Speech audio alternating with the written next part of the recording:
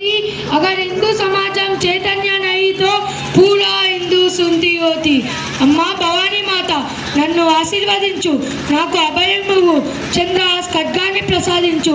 అమ్మా, హిందూ బంధువులందరూ అనైక్యతతో అమాయకత్వంతో ఎవరికి వారే యమునా తీరే అన్న చందంగా ఏట్ల గుండు వాడితే ఎవరికో ప్రాబ్లం అన్నట్టుగా ఉంటున్న ఈ తరుణంలో ఒక పక్క మొఘలాయులు ఉత్తర భారతంలో తిష్ట వేయగా, బీజాపూర్ సుల్తాన్లు మధ్య భారతంలో మకాం వేయగా, దక్షిణ భారతంలో నైజాం నవాబులు నడిపిస్తుండగా భారతదేశాన్నంతా విధర్మీయులు హస్తగతం చేస్తూ అల్లర్లు అక్రమాలు అత్యాచారాలు చేస్తూ భారతదేశాన్ని భయభ్రాంతులకు గురి చేస్తున్నారు.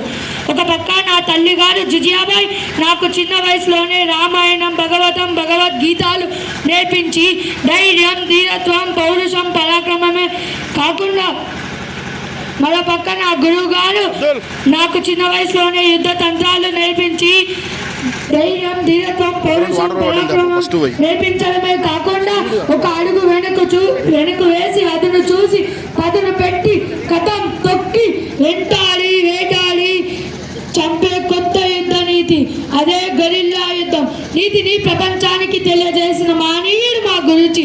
వీరిద్దరి అడుగుజాడల్లో నడుస్తూ 14 సంవత్సరం వయసులోనే కత్తి పట్టి ఈనిన బొప్పిలి పులివలై దూకి శత్రువుల తలకాయలను పుచ్చకాయ పలగొట్టి పారగొట్టి తోరణగఢ్ కోటను జయించాను. తర్వాత కళ్యాణ్ ఘట్ లాంటి కోటలను జయిస్తుంటే ఈ శివాజీని ఎలాగైనా అంతమందించాలని సుల్తాన్లు కుట్రపండి నన్ను అంతమందించడానికి అఫ్జల్ ఖాన్ అనే ఒక 4 రూపాయల రాక్షసుని నాపై పంపిస్తున్నాడు. నేను ప్రతాప్ ఘట్ కోటలో ఉన్నది కనిపెట్టలేక, నాతో నేరుగా యుద్ధం చేయలేక నా హిందూ సమాజాన్ని భయభ్రాంతులకు గురి చేస్తున్నారు. దానిలో ఉండే గుళ్ళు గోపురాలు ధ్వంసం చేస్తున్నారు, ఆడవాళ్ళపై అగత్యాలు చేస్తున్నారు. నాకెంతో ఇష్టమైన భవానీ మాత ఆలయంలో హిందూ ఆరాధ్య దైవమైన గోమాతలను చంపి రక్త మాంసంతో రక్తాభిషేకం చేస్తున్నారు. కాబట్టి ఈ 4 రూపాయల రాక్షసుని చంపే శక్తి నాకు ఇవ్వు. రే అఫ్జల్ ఖాన్, రారా రా. టైం నువ్వు చెప్పినా సరే, నన్ను చెప్పమన్నా సరే, ప్లేస్ నువ్వు చెప్పినా సరే, నన్ను చెప్పమన్నా సరే, any time any place any centre any other. జై భవానీ, జై శివాజీ, జై భవానీ, జై శివాజీ. భారత్ మాతా కీ జై, భారత్ మాతా కీ జై. జై భవానీ, జై శివాజీ, జై భవానీ, జై శివాజీ. ఈనాటి కార్యక్రమానికి ఇచ్చేసినటువంటి కల్వకూరు గ్రామ ప్రథమ పౌరులు మరియు గ్రామంలో ఉన్నటువంటి హిందూ బంధువులందరికీ నా యొక్క నమస్సుమాన్యాలు తెలియజేస్తూ, కల్వకూరు 5 గొట్టంగా ర్యాలీ వెళ్తుంది, 6 గొట్టంగా జోలు చెప్పాలి, 7 గొట్టంగా వెళ్ళిపోవాలన్నా అని ఆత్రమాత్రం నేను పరిగెత్తుకుంటూ వచ్చాను కర్నూలు నుంచి. ఇక 7 గొట్టంగా ర్యాలీ వెళ్ళింది, 8 కొడుతుంది, నీ కడుపుల గంట కొడుతుంది, నువ్వు మైకి ఇచ్చి పెడితే మేము మా కొంపల పోయి మా దానం మేము వేస్తాము, ఎప్పుడు ఇడుస్తావు రాబోయే అనే ఆలోచనలో ఉన్నారు. ఎందుకంటే ఇది ఛత్రపతి శివాజీ జయంతి యూత్ పొడగాల పండుగ. జనరల్గా ఇదే ప్లేస్లో ఏ మినిస్టరో ఎమ్మెల్యేనో వస్తే మీటింగ్ అయిపోయాక మంచి చెడ్డ ఉంటుంది, గంట ఎక్కువైనా సరే దంచు సార్ చూసుకునే కానీ అనే టైప్ ఉంటుంది, అవునా? కానీ ఇక్కడ మంచి చెడ్డలు ఏముండవు, మంచిగా ఉంటుంది, మంచి చెడ్డలు ఏముండవు. కాబట్టి నేను ఒక 10-15 నిమిషాల్లో ముగించే ప్రయత్నం చేస్తాను. మీకంతా తెలిసిన ముచ్చట్టే, కాకపోతే అప్పుడప్పుడు పండుగలను మనం మళ్ళీ చేసుకోవడం ఏంటంటే మన వారసత్వ సంపద కాపాడుకోవడం. అందులో భాగంగా ఎవరి పేరు చెబితే కాషాయపు జెండా పైకెత్తి ఆ గాలిలో ఎగురుతుందో, ఎవరి పేరు చెబితే దేశభక్తి ఉట్టిపడుతుందో ఎవరి పేరు చెబితే రోమ రోమాన రామనామం వినబడుతుందో, ఎవరి పేరు చెబితే చంద్రహాస్ ఖడ్గం వినబడుతుందో, ఆల్రెడీ మైకుకు కొంచెం అటు ఇటు మన పక్కింట్లో ఏమన్నా ప్రయత్నం చేస్తున్నారా? కరెంటు తీసే ప్లాన్ ఏమన్నా చేస్తారా? తొందరగా ముగించామని ఇండికేషన్ ఇస్తుందో అర్థమైతలేదు. ఎవరి పేరు చెబితే వీరత్వము, ధీరత్వము, పౌరుషం, పరాక్రమం, ప్రపంచ చరిత్రలోనే గెరిల్లా యుద్ధ పంతం అనేటువంటి దాన్ని భారతదేశానికి పరిచయం చేసినటువంటి వీరుడు, ధీరుడు, నదిగీచు ప్రవృత్తి కలిగినటువంటి మహానుభావుడు గుర్తుకొస్తాడో అతడే భగ భగ మండే మంటల నిప్పుల కొలిమతడు, దగ దగ మెరిసే సూర్యుని కాంతి పుంజమతడు, భవాని మాత ఆశీస్సులతో చంద్రహాస్ ఖడ్గమతడు. అతడే మన పాలి ఛత్రపతి శివాజీ మహారాజుకి, ఛత్రపతి శివాజీ మహారాజుకి. అడవులలో, ఆకులలో, చెట్లల్లో, పుట్టలలో మావలీలను సైన్యంగా మలుచుకొని విధర్మీలను ప్రపంచం దేశం మొత్తం మీద మొగలాయలు ఏమపై మైకు ఏమో ఇబ్బంది పెడుతుంటారా చూడండి. మొగలాయలు చెల్లిపోతున్నటువంటి తరుణంలో మరణాన్ని కూడా లెక్క చేయక, మరణం ముందు కనబడుతున్న భయానికే భయం పుట్టించి, అజేయమైనటువంటి పదానికి అర్థం లేకుండా చేసి, ఈయన బెప్పులి వలె మైదానం లోపల దూకి మొగలాయలను తులముట్టించినటువంటి ఛత్రపతి శివాజీని కన్నా జాతి నా భారత జాతి. काशी की कला जाती, मधुरा मजीद होती, अगर शिवाजी नहीं तो सबकी हिंदू सुनती होती అని ఒక కవి రాస్తాడు. శివాజీ కనుక లేకపోతే కాశీ కలదప్పిపోయేది, మధురాలో మసీదులు వెలిసేవి, మనమంతా శుద్ధి చేసుకొని నమాజ్ చేసే బ్యాచ్లో చేరిపోతుంది. ఆ రోజు ఉన్నటువంటి తరుణంలో సరిగ్గా 400 సంవత్సరాల క్రితం ఒక పాప తన తండ్రితో పాటు గుడికి వెళ్తే ఆ శివాలయంలో శివుణ్ణి ఒక మొగలాయి, ఒక విధర్మీయుడు అపరిశుభ్రం చేసి, అపహాస్యం చేసి ఆ శివలింగాన్ని అపరిశుభ్రం చేసినప్పుడు అది చూసిన ఆ పాప, నాన్న ఎవడాడు, ఎందుకు ఇలా మన శివయ్యను అపవిత్రం చేస్తున్నాడు అంటే, ఏమనకు బిడ్డ, మనం విధర్మీయుల పాలనలో ఉన్నాం, నీచులు, నికృష్టులు, దుర్మార్గులు, కాలకేయులు సంతతి వాళ్ళు, ఆ కొడుకులు కసాయి కొడుకులు ఏమనకని నచ్చజెప్పిండు. కడుపులో నుంచి కళ్ళల్లో నుంచి పౌరుషాన్ని రగులుకుంటూ వస్తున్నా ఏమి చేయలేని నిస్తేజురాలైనటువంటి ఆ పాప ఇంటికి వచ్చింది. కొన్నాళ్ళ తర్వాత పెళ్లి చేసి అత్తారింటికి పంపించారు. మళ్ళీ భర్తతో పాటు శివాలయానికి వెళ్ళింది. ఇదే సీన్ రిపీట్ అయింది. ఏమండి, ఎవడో అవులగాడు, బేవాస్ గాడు, బేకూఫ్ గాడు మన శివయ్యను అపవిత్రం చేస్తుంటే చూస్తూ ఊరుకుంటావా అన్నది. తప్పు, మనం విధర్మీయుల పాలనలో ఉన్నాము. అరుస్తే కరుస్తారు, కరుస్తే ఏం చేయాలో అర్థం కాదు. యూ డోంట్ వర్రీ, నువ్వేం చేయకు, మన ఇంటికి పోదాము అని చెప్పి ఇంటికి తోలుకొచ్చిండు. ఆ ఆవేశం, ఆ ఆక్రోషణ, ఆ ఆవేదనతో ఆ పార్వతీదేవిని, ఆ శివయ్యను తలుచుకుంటూ, స్వామి భగవంతుడా, నాకు ఒక కుమార స్వామిని ప్రసాదించు, నా కడుపులో ఉన్నవాడు ఈ హైందవ సంస్కృతిని కాపాడే ధీరుడు, మొనగాడు, అలాంటి విజిగీషు ప్రవృత్తి కలిగిన వాడిని కుమారుడిగా నాకు ప్రసాదించమని కోరుకున్నటువంటి విజయమాతను కన్నా జాతి నా భారత జాతి. పువ్వు పుట్టగానే పరిమళిస్తుందన్న చందంగా 10-13 సంవత్సరాల వయసులో ఆ బాల శివయ్య పెరుగుతూ పెద్ద ఈ కత్తి విద్య, గదా యుద్ధ, అన్ని విద్యలో ఆరితేరినటువంటి తరుణంలో తల్లితో పాటు గుడికి వెళ్ళినప్పుడు సేమ్ సీన్ రిపీట్ అవుతుంది.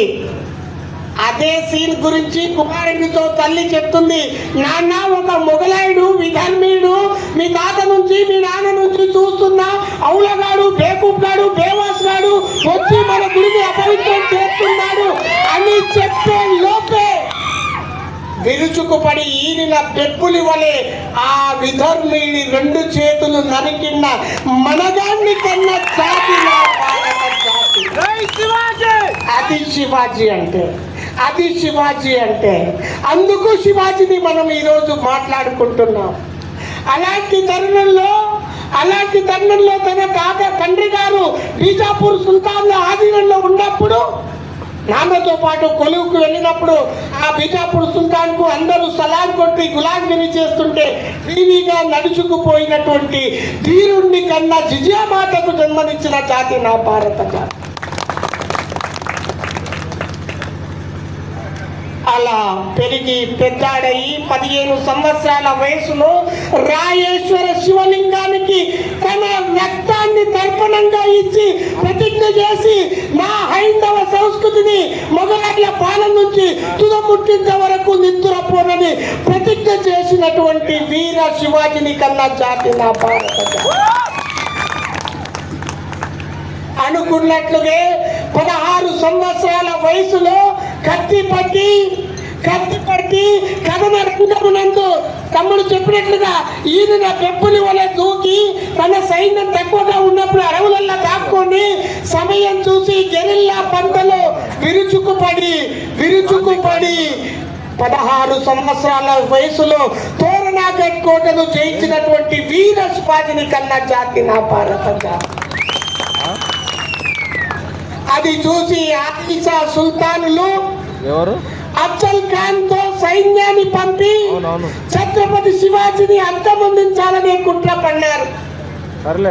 అలాంటి తరుణంలో అఫ్జల్ ఖాన్ 6 అడుగుల ఆజానుభావుడు 60 మంది ఉంపుడు గత్తెలను అప్పచెప్పారు. లక్షలాది సైన్యాన్ని అప్పచెప్పారు.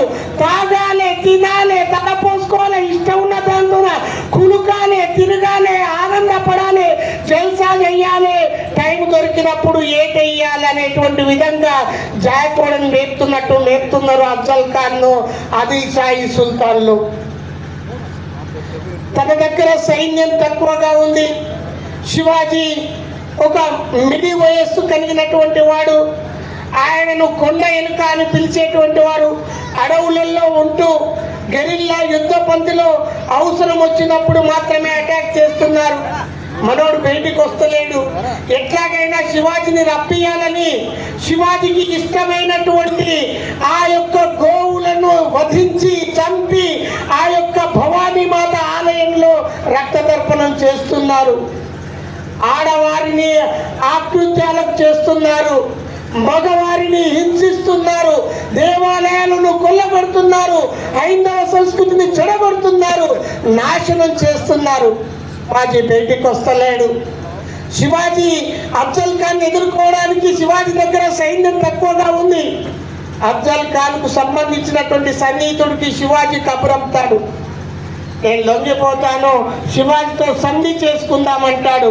సంధికి ప్లేస్ డిసైడ్ చేస్తారు. ప్లేస్ నీవు చెప్పినా సరే, నన్ను చెప్పమన్నా సరే అంటే కల్వకోలు ఊరవతల ప్లేస్ బాగుంది, మాడి తోటలో మాట్లాడుకుందాం రా అని పిలిచారు. మాడి తోటలోకి వస్తున్నాడు అఫ్జల్ ఖాన్. అఫ్జల్ ఖాన్ వస్తూ అఫ్జల్ ఖాన్ శివాజీని అంతమొందించాలి ఎట్లాగైనాని వాళ్ళకు సంబంధించిన సైన్యాన్ని ఆ తోటలు ఇంతమంది, ఆ పక్కన పెనకొత్తపల్లి ఇంతమందిని, సాదాపూర్లు ఇంతమందిని పెట్టిండు. వీడు ఆ కల్వకోలు ఊరు బయట తోటలో కూర్చున్నాడు. శివాజీ మాత్రం ఊరుకుంటాడా? శివాజీ మాత్రం బాంబులు ఏవైనా వాళ్ళ కొడుకు పెళ్లి కొంచెం ఉంచిండా? ఆయన కత్తులు ఏమైనా యాటలు కోయడానికి పెట్టిండా? ఆయన కూడా తన సైన్యాన్ని అక్కడక్కడ చెట్ల చాటున గిరిల్లా పంతలో పెట్టాడు. శరీరానికి ఉక్కు కవచాన్ని ధరించాడు, పులి గోళ్లను ధరించాడు. అన్ని రకాలుగా ధరించి చేత కానీ అమాయకుడిలా భయపడుతూ వణుక్కుంటూ ఆ గ్రౌండ్లోకి చేరుతున్నాడు. ఆ మాడి తోట కాడ ఉన్న అఫ్జల్ ఖాను శివాజీని ఎప్పుడు చూడలేదు. ఓ నీ ఇంకమ్మ, నువ్వేదో హిందువులకు పెద్ద పుడింగి, నువ్వు నరుకుతావు, పొడుస్తావు, కథలు కడతావు అనుకున్నా. ఆఫ్టర్ ఆల్ బచ్చా నువ్వేనా రాబాయి రా, ఏం కావాలో నువ్వు మాట్లాడుకుందామని పిలిచాడు. పిలిచి ఆయన పక్కపక్క నవ్వి కౌగిలించుకొని కత్తి తీసి పొడవబోయాడు. కత్తి తీసుకొని పొడిచే టైంలో టంగుమని కత్తి ఎగిరిపోయింది. ఒక్కసారిగా జూళ్ళు తుల్లిపిన కొత్తమ్మ సింగము వేటకెళ్ళిన వెప్పుల్లి పుల్లి వల్లే మైదానంలో శత్రువుల తలకాయలతో కచ్చకాయలాడడానికి సిద్ధమైన శివాజీ పులిగోళ్లను తీసి ఉగ్ర నరసింహ అవతారం ఎత్తిన నరసింహ స్వామిలా అఫ్జల్ ఖాన్ పొట్టలో తింపేశాడు.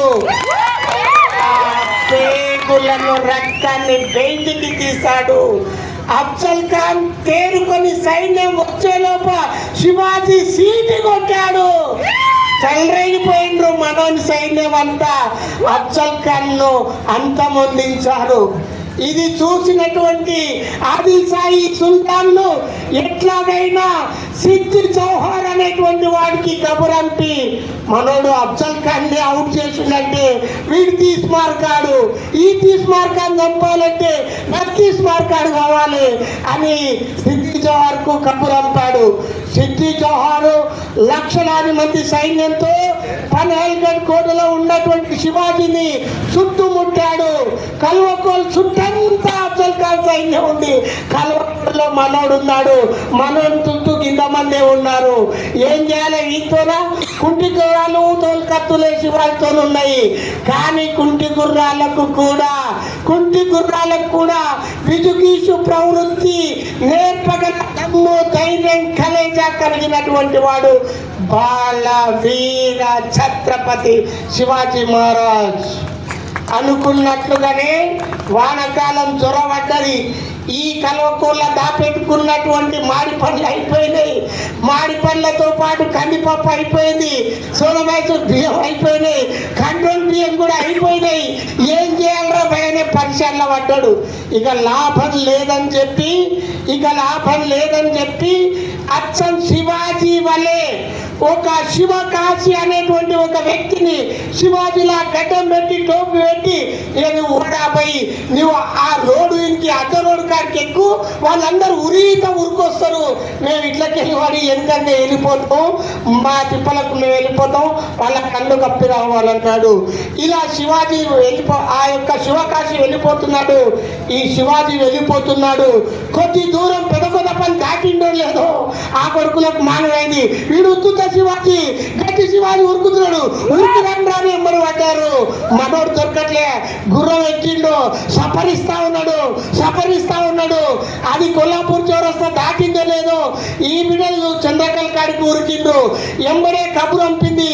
నాగర్కర్ కొల్లాపూర్ చౌరస్తాలో బాజీ ప్రభు దేశపాండే 390 మంది సైనికుల చేత కట్టగట్టినట్టు శివాజీ కబురంపాడు. నువ్వు రా, కొడుకుల సంగతి ఏందో నేను చూసుకుంటా అని ఆయన చౌరస్తా దాటిండు. పరిగెత్తుకుంటూ వస్తున్నాడు. గుర్రం ఉరుకుతుంది, మనోడు ఉరుకొస్తున్నాడు, సైన్యం వస్తుంది. శివాజీని నువ్వు కనదూలికి పోయినాక ఈ కొడుకులను చంద్రకల్ గేటు దాటియను నువ్వు అని చెప్పి ఆయన దేశికాలకి పంపించిండు. మనోడు పోతున్నాడు. బాజీ ప్రభు దేశపాండే కొడతా ఉన్నాడు.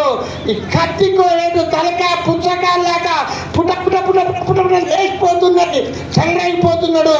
వేలాది మంది సైన్యాన్ని 390 మంది చల్లరైపోయారు. కందనూలు కొని ఆ పాత కోర్టు కాడ నేను వచ్చినని సిగ్నల్ ఇచ్చిన తర్వాత బాజీ ప్రభు దేశపాండే కొడుతూ కూలిపోయాడు. అలా ఒక వీరుణ్ణి కోల్పోయినా ఆ రోజు అనుకున్న లక్ష్యాన్ని సాధించడం కోసం కాపాడేటువంటి వీర కిషోరాలను కన్న జాతి నా భారత జాతి.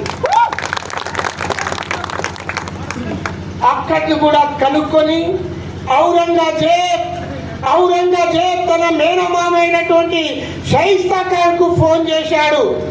మావా ఈడు పొట్టోడు అనుకున్న కానీ చాలా గట్టోడు, గట్టికుడు, మమ్మల్ని కొల్లాపూర్ నుంచి పెదకొత్తపల్లి దాకా తరిమినా దొరకలే. కొల్లాపూర్ చౌరస్తా దాకా కన్ననూల పడ్డాడు. నీవు ఏం చేస్తావో వీడిని ఆ భోపూర్ నుంచో బినపల్లి నుంచో వచ్చి కైమా చేయాలి చూడని చెప్పిండు. ఓ చేస్తగానని 1,00,000 మంది సైన్యాన్ని వేసుకొని పూనాలో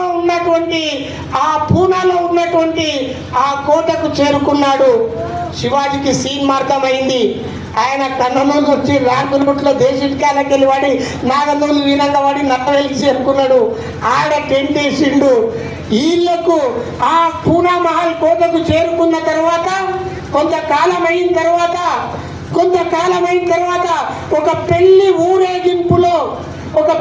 ఊరేగింపులో 400 మంది తక్కువ సైనికులను విజుగీషు ప్రవృత్తి కలిగినటువంటి తానాజీ మాల్సురే, యశాజీ కంక్ లాంటి అనేక మంది వీరులను తీసుకొని బయలుదేరి అర్ధరాత్రి పూట పూనా మహల్లోకి చొరబడి తన యొక్క మహల్లో ఉన్నటువంటి ఆ మహల్ శివాజీ కట్టిందే కాబట్టి ఎక్కడెక్కడ ఎవరుంటాడని చూసి తనతో తెచ్చిన చంద్రహాస్ ఖడ్గాన్ని అర్ధరాత్రి 12 గంటలకు లేచి ఈయన పెప్పుల వలె కొదమ సింగం వలె దూకి అతని మీద విరుచుకు పడితే కిటికీ దూకి పారిపోతున్నటువంటి షైస్తా ఖాన్ వేళ్ళు నరికేసినటువంటి శివాజీని కన్న జాతి నా భారత జాతి. ఇలా అనేక రకాలైనటువంటి యుద్ధాలను ఛేదించుకుంటూ పోతున్నటువంటి ఛత్రపతి శివాజీని పురందర్ సంధి పేరు మీద ఆగ్రా జైల్లో నిర్బంధిస్తాడు ఆ యొక్క ఆదిల్ షా సుల్తాన్. అప్పుడు కూడా ఆ యొక్క సంధి కాలంలో ఆ జైల్లో ఈయన అనారోగ్యానికి గురైనా నాకు నా ఇంటి దైవానికి ఒక ముక్కువాడు ఉంది. ఆ ముక్కువాడు ఏంటంటే పేదోళ్లకు పండ్లు వంచితే తక్కువ అవుతుందని చెప్పాడు. అందుకు పండ్లు పంచాలన్నాడు. పాపం అవతల రాజుగారు పండ్లు వంపుతా ఉన్నారు. రోజు పండ్లు రావడం పోవడం, ఆ పండ్లను చెక్ చేసి రావడం కామన్ అయింది. ఒకనాటి కాలంలో 1670 డిసెంబర్ 9 రాత్రిన ఆ రోజు 2 పండ్ల బుట్టల్లో ఛత్రపతి శివాజీ తన కుమారుడు సంభాజీ బుట్టలో ఎక్కారు. పరుగున లంఘించారు. తన సామ్రాజ్యానికి చేరుకున్నారు. వచ్చిన సైన్యాలను తుదముట్టారు. ఇలా చెప్పుకుంటూ పోతే అనేక రకాలైనటువంటి యుద్ధాలను గెరిల్లా పద్ధతితోన వ్యూహంతోన అవసరమైతే ఆగడము, దొరికితే చేస్తే పోటు వడితే చెల్లరైపోవడమే మనోడిది. ఓటమైనటువంటిది లేనటువంటి మనగాడు భారతదేశంలో గెరిల్లా పంటలు అతను చూసి పదును పెట్టి కథన రంగ మందు దుమ్ముకి కత్తికో తలకాయను తీసిన మనగాడు శివాజీని కన్నా జాతి నా భారత జాతి. అలాంటి భారత జాతిలో ఛత్రపతి శివాజీ పరిపాలన కూడా చాలా భేషుగా ఉన్నది. ఆ రోజుల్లోనే నౌకాయానం అనేటువంటి పద్ధతిలో వ్యాపారాన్ని మెరుగుపరిచినటువంటి వ్యవస్థ కలిగినటువంటి వాడు. అష్టప్రధాని వ్యవస్థ ఉండేది. ఆ రోజుల్లో శిస్తు అనేటువంటిది ఏ మోతాదులో వాడుకొని సమాజాన్ని డెవలప్ చేయాలనేటువంటిది. ఒకనాడు యుద్ధంలో ఆ యొక్క విధర్మీల మొగైల యొక్క ఆడపడుచును అవతలని తుదముట్టించి పట్టుకొని వచ్చి, రాజా రాజా అందమైన సుందరి ముత్తుల గుమ్మ ఒప్పుల కుప్ప పొయ్యారి బామ మంచి సొబగు కలిగినటువంటి యువతి నీవు ప్రేసిగా స్వీకరించు అంటే తీసుకొచ్చిన తమ అనుయాయులను వారించి ఇంకోసారి ఇట్లాంటి పని చేయడానికి బాలేదని చెప్పి ఆవిడ పాద నమస్కారం చేసి పట్టు వస్త్రాలు ఇచ్చి, అమ్మా నా తల్లి కూడా నీలాగా అందంగా ఎర్రగా బుర్రగా ఉంటే నేను కూడా అందంగా పుట్టేవాడిని, క్షమించు తల్లి అని చెప్పి ఏ పరస్త్రీ ఆప్ని మాతాకి సమాన హై అని పరాయి స్త్రీలో తల్లిని చూసినటువంటి జిజ్ఞాపతి కుమార్ని కన్న జాతి నా యొక్క భారత జాతి. అలాంటి భారత జాతిలో ఛత్రపతి శివాజీ జయంతి అంటే కాషాయపు జెండలు పట్టుకొని డీజే సప్పులతోన జై శ్రీరామ్ నినాదాలతోన చేస్తున్నాం సంతోషం. రెండు విషయాలు గుర్తు పెట్టుకోండి మిత్రులారా. సమాజంలోకి తెలియకుండానే చాప కింద నీరులా విధర్మీయులు మన చుట్టే వస్తారు, మనల్నే కబలించేస్తారు. మనం వారిని ఒక కంట కనపెట్టాలా. స్వామి వివేకానందుడు చెప్పినట్లు ఒక వ్యక్తి మన ధర్మం తప్పితే మనోడొకడు పోయినట్లు కాదు, ఒక శత్రువు పెరిగినట్టు గుర్తు పెట్టుకోండి మిత్రులారా. ఒక శత్రువు పెరిగినట్టు గుర్తు పెట్టుకోండి మిత్రులారా. ఎదిగొచ్చిన మన ఆడపిల్ల ఎక్కడ చదువుతుంది, ఎవరు వాళ్ళ దోస్తానున్నారు, ఎవరింటికి శుభకార్యాలకు అశుభకార్యాలకు వెళ్తుంది తెలుసుకోండి మిత్రులారా. మనం ఎప్పుడు ఫుల్ బిజీ. మన రైతులు కూడా ఈ మధ్యలో బిజీ అయింది. ఎంత బిజీ అంటే చెట్టాడికి పోలేనంత బిజీలో ఉన్నారు, చెలుకాడికి పోలేనంత బిజీలో ఉన్నారు, ఎద్దులకు గడ్డి వేయలేనంత స్థితిలో ఉన్నారు, పాడి పంటల్లో ఆవులను కూడా సాకలేనంత బిజీలో ఉన్నారు. ఇంటికి వస్తే ఫోన్ల బిజీ, బయటికి పోతే సోడాలో బిజీ. ఈ బిజీ కారణంగా కుటుంబ వ్యవస్థ దిగజారిపోతుంది. భారతీయుల ఆత్మగౌరవం దెబ్బతీయుటకు ఫ్యాషన్ షోలో అడ్డమైన ఈ మిట్టిని తెచ్చి నిండు దుస్తులను దూరం చేసి ఏ దేశం వెళ్ళిపోతుందో మన సాంప్రదాయము, ఏ తీరుగా మారిపోతుందో నా భారతదేశం. తల్లే గురువు తండ్రే దైవం, దైవమే గురువు అని తలచిన దేశం. కన్నవారికి సేవలు మాని వృద్ధుల ఆశ్రమ నివాసం ఉంచి ఫారిన్ కల్చర్ ప్రభావాలకు పోరళ్ళంతా ఎగబడుతుంటే నయము కాని ఆ ఏడ్సు రోగము దేశాన్నంతా కుదిపేస్తుంది. ఏ దేశం వెళ్ళిపోతుందో మన సాంప్రదాయము, ఏ తీరుగా మారిపోతుందో నా భారతదేశం. మిత్రులారా, మనం ఎట్లా ఉన్నాం?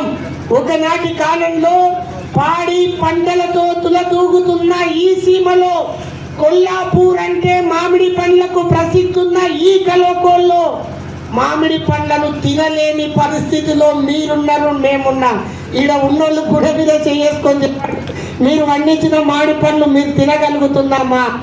ఎందుకు ఈ యొక్క అత్యాశకు పోయి పరిశాన్ అవుతారు? మన యొక్క సేద్యము, పాడి పంట, ఆవు పెంట ఉన్నప్పుడే పంట మంచిగా వస్తుంది. ఇవాళ మన ఆవులు లేవు, మన గోమాతలు లేవు, మన పంటలంతా ఫర్టిలైజర్ అయిపోయింది.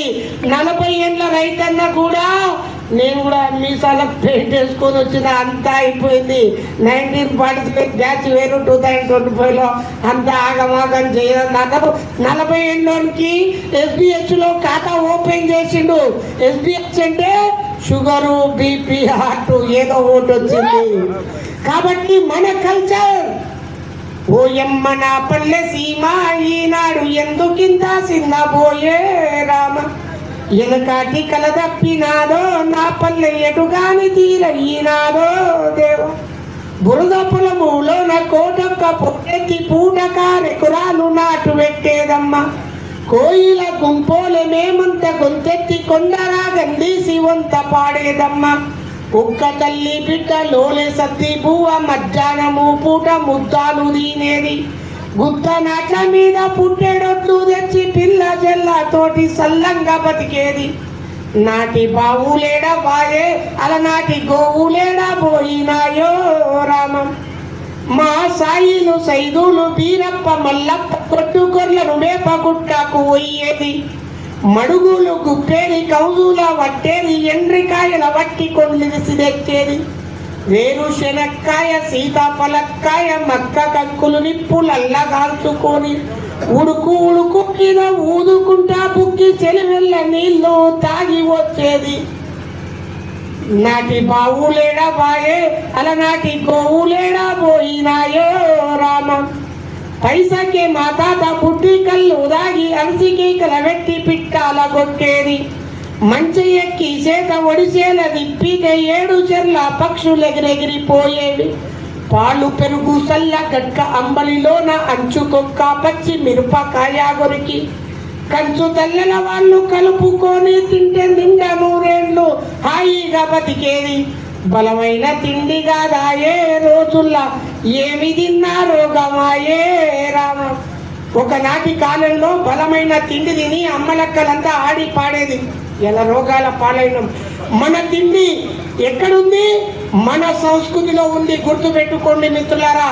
మన సంస్కృతిలో మన నాగరికతలో మనం దేవాలయమీ దేశం ప్రతి మనిషి దైవము చెట్టు పుట్ట చీమ పరమాత్ముని రూపము చెడపకురా చెడేవు చంపకురా చచ్చేవు